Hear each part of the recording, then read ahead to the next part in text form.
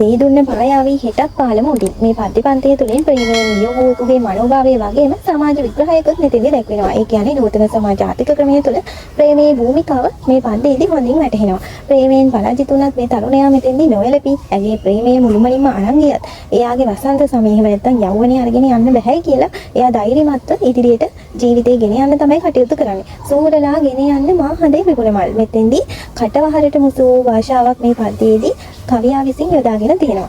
ඔබ යන්න මధుරතර සප්තසර යතරන් ඔබේ රත මැදිරියට මගේ ඉර හඳ අරන්. ඔබ යන්න මහදතෙත් රැහි වලාකුළ අරන් කමක් නෑ ඔබ යන්න මගේ ආයුෂ අරන්. මේකෙදි කවියා ආකෘතිමය නව ප්‍රවණතාවයක් දක්වනවා. ඒ කියන්නේ මේ පද්‍යයේදී සිව්පද ආකෘතියක් යොදාගෙන එලිසමේ රැකගෙන සක්කපද භාවිතා නොකර අර්ථවත් විදිහට පද්‍යයක් ගොඩනගන්න කටයුතු කරලා තියෙනවා. ඒක නිසා මේ පද්‍යය සිව්පද ආකෘතියක් යොදාගෙන එලිසමේ රැකගෙන සක්කපද භාවිතා නොකර සාර්ථක විදිහට ගොඩනගපු පද්‍යයක් විදිහට අපිට හඳුනා ගන්න පුළුවන්. අතීතයේදී එලිසමේ රැක ගන්න ඕන හින්දා ඒගොල්ලෝ සක්කපද භාවිතා කරලා අර්ථයට විශාල වශයෙන් හානි සිදු වුණා. ඒකෙන් ඒගොල්ලන්ට දෙන්න ඕන පණිවිඩේ මේ සක්කපද භාවිතා කිරීම නිසා දෙන්න බැරුව ගියා. එතකොට ඒක අසාර්ථක පද්‍යයක් විදිහට තමයි බිහි වුණේ. නමුත් මේ පද්‍ය තුළ මේ පද්‍ය ඊට සාර්ථක පද්‍යවන්තයක් විදිහට අපිට හඳුනා ගන්න පුළුවන්. මේකෙදි මනෝවිද්‍යාත්මකව ගත්තොත් පුද්ගල ජීවිතයක් සමබර වන්නට ආදරය සෙනෙහස අත්‍යවශ්‍ය අංගයක්. මනෝවිද්‍යාත්මක සිද්ධාන්ත වලට අනුව ගත්තොත් ආදරය ආරක්ෂාව ආහාර ඒ කියන්නේ පුද්ගල ජීවිතයක් පරිපූර්ණ කරනවා නේද?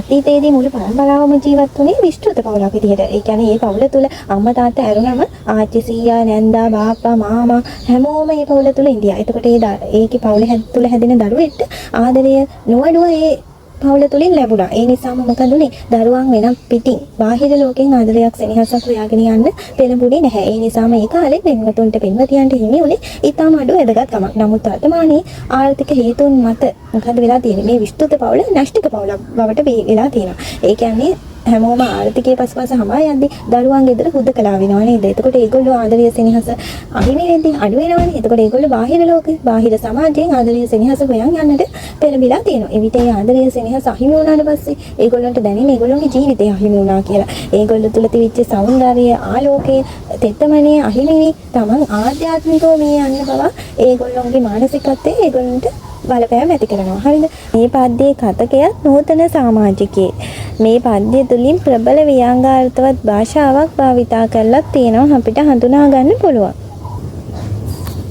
දේ දුන්න පායාවේ හෙටත් පාලම උඩින් ඔබ නැතත් මම එතන පාට හත ගනින්නම්. ඔබ යන්න හැරී නොබලා ඔබේ කිරුලගෙන පරාජිත කඳුලකට ඇස ඉඩ තියා නැත. ප්‍රේමයේ සැමරුම් කවියා මෙතෙන්දි සංකේතවත් කරන්නේ දේ දුන්නේ. එයා කියනවා ඔයත් එක්ක ඉද්දි පායපු ඒ දේ දුන්න හෙටත් පායනවා. ඔයා ගියා කියලා දේ දුන්න පායන්නේ නැතුව ඉන්නේ නෑනේ. හැබැයි අද ඔයා මංගාව නැති වුණත් මං ඔයා එක්ක ඒ වින්ද අසිරිය අද මං තනියම හරි විඳිනවා කියලා කවියා මෙතෙන්දි දක්වනවා. මෙතෙන්දි කවියා ගොඩක් වැදගත් පණිවිඩයක් සමාජයට දෙන්න කටයුතු කරලා තියෙනවා. තම පෙන්වතිය ගියා කියලා ඒ තරුණයා නොවැළපී ඒ කියන්නේ ව්‍යාජ රංගනයක යෙදෙනවා වෙනුවට ඔහු යථාර්ථය තුළ ජීවත් වෙලා ඇයට ඇගේ සිහින මායාව වෙත යන්න ඉඩ සලස්වලා දෙනවා. බලන්නකො මේ පද්‍ය කොච්චර ලස්සනද කියලා. මේකේ තියෙන වෙස් මුහුණු පැලඳගෙන සිටින තැන හිතක් නැත. ගෙවදින්න ඇති නිසා හිත අලුත් විමානෙට පෙම්දී අලංකාර විසිකොට යනු මැනවි. නිල් ගුවන් ගැබ වදින කුරුල්ලෙකු පරිද්දෙන් ඔබ ඔබේ සිහිනයට මම මගේ ලෝකයට. මේ පද්‍ය පෙළ හරිම ලස්සනයි. මේ පද්‍ය පන්තියේ හඳුනා ගන්න පුළුවන් හරිම ලස්සන කොටසක් මේක. හරිද? නිල් ගුවන් ගැබ වදින. එයා කියනවා එතෙදි සංකල්ප රූපයක්. හරිද? සංකල්ප රූප මවන්නේ කුරුල්ලකසේ පියාඹයන්නට තම පෙන්වතියට ඉඩ හරින බව දක්වලා දෙන්න. එයා කියනවා ඔබ ඔබේ සිහිනයට යන්න. ඔබ ඔයාගේ සිහින ලෝකෙට එහෙම නැත්නම් සිහින මායාව කරා යන්න. මම මගේ ලෝකයට මම මගේ ඇත්ත යථාර්ථ ජීවිතේ ජීවත් වෙනවා කියලා යා මෙතෙන් දක්වලා දීලා තියෙනවා. තරුණයා කියන්නේ වෙස් මුහුණු පැලඳගෙන සිටින තැන. වෙස් මුහුණක් කියලා කියන්නේ අපේ ඇත්ත මූණ වහගන්න තියෙන තවත් මූණක් නේ. ඒකෙන් අපේ ඇත්ත මූණද පේන්නේ නෑ. එතන තියෙන බොරුවක් මවාපෑමක් නේද? මෙයා මෙතන කියන්නේ වෙස් මුහුණ පැලඳගෙන සිටින තැන හිතක් නැත. හිතක් නැහෙනි. ආදරය කරන්න බෑනේ වෙස් මුහුණු පැලඳගෙන.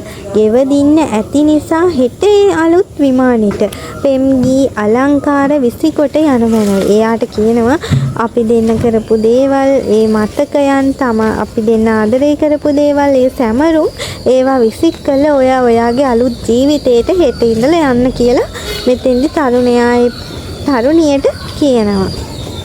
කුඩා කල ඇය සැඟවුණු විට සොයාගෙන ජයග්‍රහණය කළත් වත්මනෙහි ඔහු ඇයව නොසොයන ජීවිතයේ තරඟයක් නොවන බව ඔහු දන්න නිසා ඔහු වත්මනෙහි ආදරය නින්දක් බව වටහාගෙන තමයි ජීවත් වෙන්නේ. නමුත් ඒ නින්දෙන් ඇහැරුණු විට ඔහුට පැහැදිලි වෙන්නේ ප්‍රේමය හැර ජීවිතය තුළ ජය ගන්නට තවත් බොහෝ දේවල්, බොහෝ අරමුණු තියෙන බව. මේක අපේ ජීවිතේට ගොඩක් වැදගත් පාඩමක්. ආදරේදී ගොඩක් කට්ටිය මේ දෙයට මුහුණ දෙනවනේ. හැබැයි තම පෙන්වතාට හෝ පෙන්වතියට ඒ අවස්ථාවේදී යන්න ඉඩ දෙන්න. ඒත් මේ වර්තමානයේ වෙන්නේ මොනවද? තමන්ගේ ජීවිතෙන් පවා පරිගන්නවනේ. එහෙම නොකර ඒ අලුතෙන් හොයාගෙන යන ජීවිතේට එයාට පෙන්වතියට හරි පෙන්වතාට හරි ඔයාලා යන්න ඉඩ දෙන්න.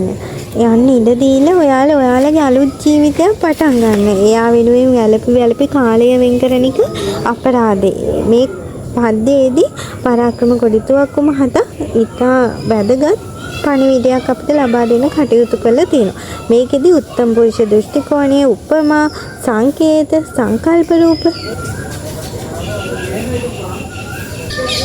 ප්‍රබල වියංගාර්ථ, කටවහලට මුසු වෙච්ච භාෂාවක්, ඒ වගේම තමයි මිශ්‍ර ආකෘතියක් යොදා ගන්න දක්නට ලැබෙනවා. මේ වගේ තවත් වීඩියෝ එකකින් අපි හමු වෙනකම් සතුටින් පරිස්සමෙන් ඉන්න. බයි.